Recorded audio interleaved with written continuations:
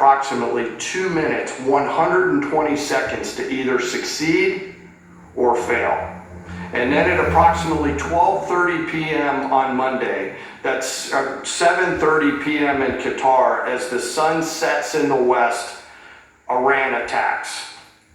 As the targets were detected, round after round of Patriot missiles are ejected from their canisters by an initial launch charge.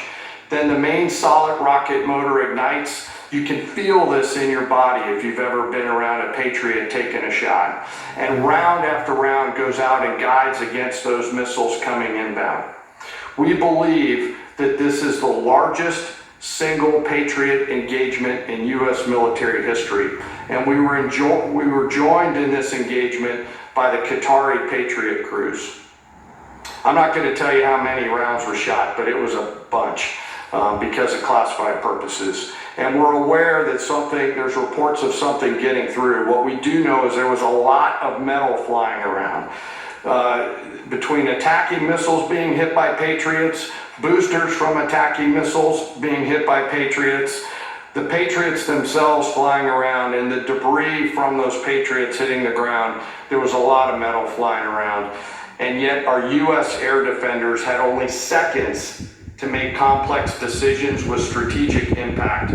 These awesome humans, along with their Qatari brothers and sisters in arms, stood between a salvo of Iranian missiles and the safety of Al-Udeid. They are the unsung heroes of the 21st century United States Army. And I know a lot of you have seen the videos online and the excitement as those Patriots departed their launchers and went up and guided.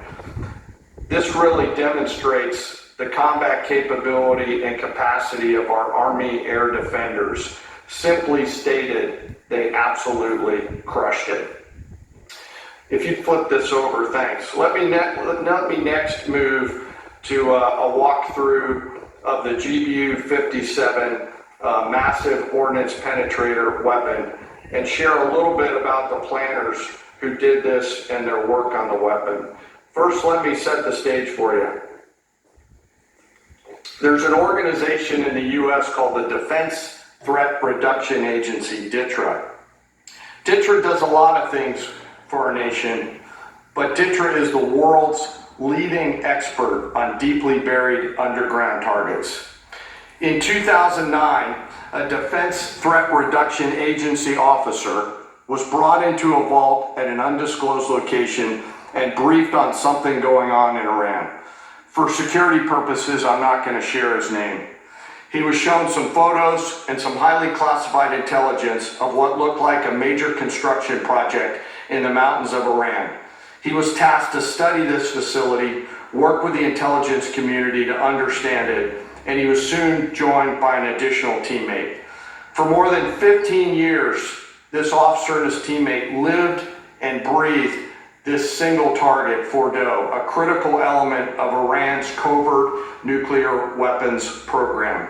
He studied the geology. He watched the Iranians dig it out. He watched the construction, the weather, the discard material, the geology, the construction materials, where the materials came from. He looked at the vent shaft, the exhaust shaft, the electrical systems, the environmental control systems, every nook, every crater, every piece of equipment going in and every piece of equipment going out. They literally dreamed about this target at night when they slept.